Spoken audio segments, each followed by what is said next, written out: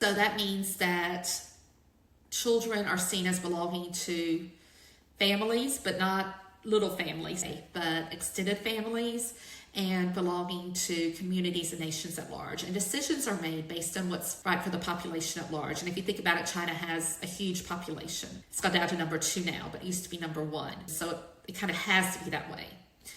Especially in education when you're trying to teach so many children. And in China, learning differences or learning disabilities or even just individual differences in students is not really recognized, particularly in public schools. A lot of parents are now putting their children in private schools because they tend to be better with that. And some private schools have like Western education or they have special programs. But generally speaking, China is a very communalistic society. And when it comes to disabilities, many times those are not even recognized unless they're obvious or they're physical. So for example, if a child can't walk or a child is blind, that's obvious as being a disability. And traditionally, those children did not receive an education even until just a few years ago. That's starting to change. They're starting to have special education programs in China. But again, those are usually just for physically disabled children who are very severely disabled. So if a child struggles because of an intellectual delay or something like autism, which occurs worldwide, then that child